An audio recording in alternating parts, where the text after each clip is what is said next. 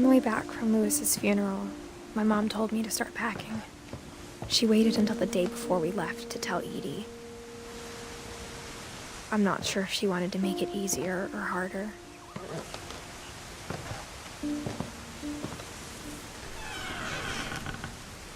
I wish we'd stayed. But I understand why we left. My mom ended up leaving everything behind.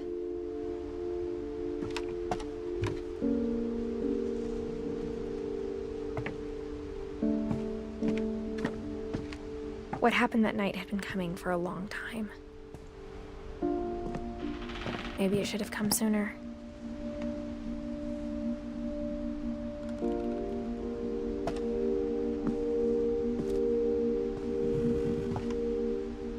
But it had to end one way or another. All that's left now is to tell you about that last night.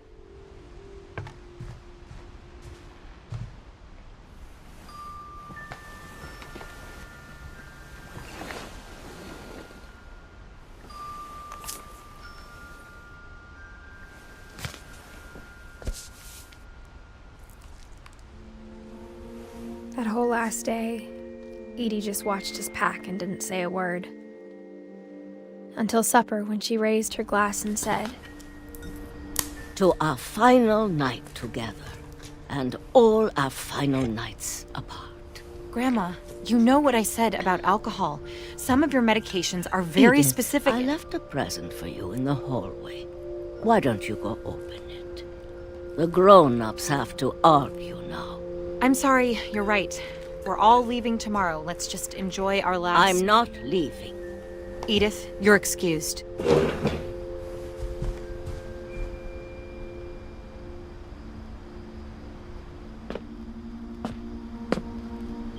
the power had been shut off that morning, but Edie always had plenty of candles. When my mom sealed the library, I don't think she knew about the other entrance. Or that Edie had a key to it.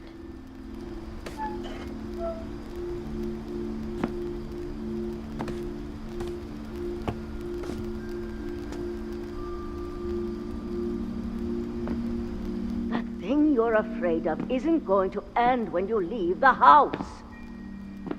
Edith has a right to know these stories.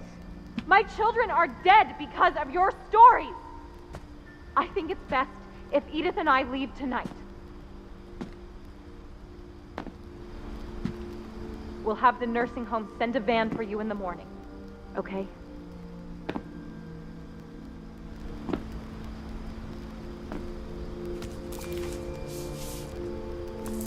Dear Edith, there's so many stories I wish I could tell you, but there's only time for one.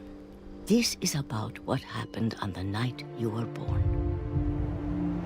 That night, the tide went way, way out. It was the first and last time I ever saw the old house aground. There'd been an earthquake out in the middle of the ocean. They called it the lowest tide in 1,000 years. God, it smelled awful. You know, I've seen that house every day of my life.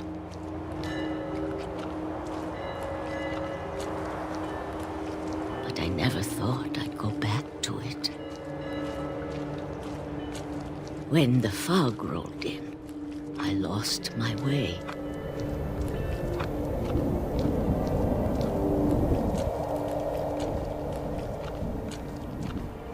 I got turned around.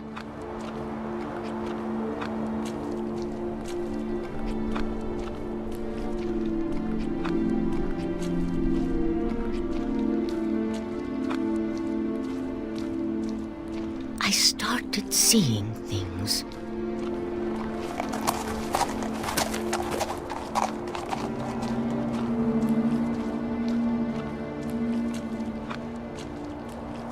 Things I'd forgotten had ever existed.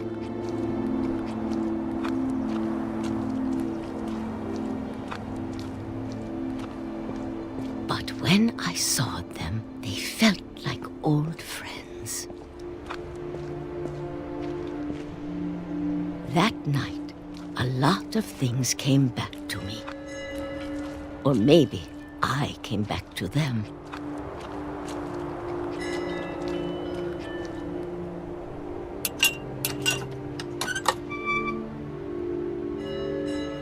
Things I can't explain, but that I need you to try and... Edith, what are you doing in here?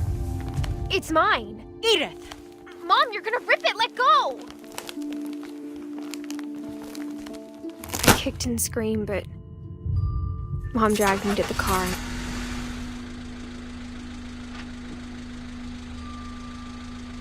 I never saw Great-Grandma Edie again. The next morning, the van came to pick her up, but she was already gone. After that, we moved around a lot.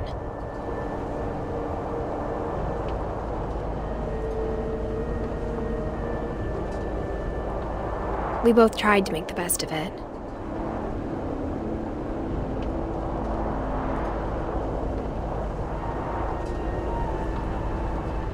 A few years went by.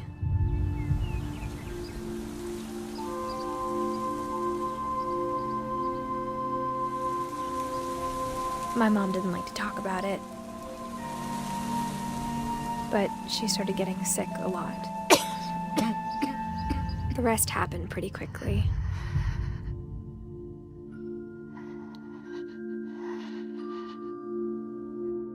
She got better for a while, and then she didn't. And then I was alone.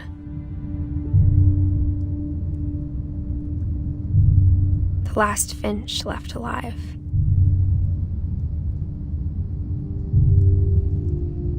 Until I found out about you. I'm still not sure what to tell you about all this. If we lived forever, maybe we'd have time to understand things. But as it is, I think the best we can do is try to open our eyes.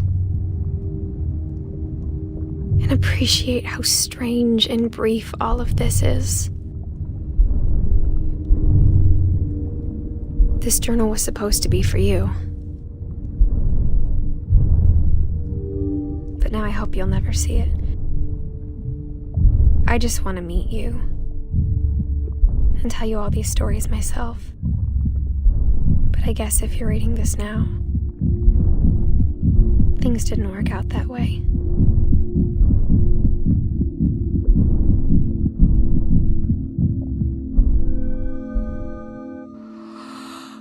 This is where your story begins. I'm sorry I won't be there to see it. It's a lot to ask, but I don't want you to be sad that I'm gone. I want you to be amazed that any of us ever had a chance to be here at all. Good luck.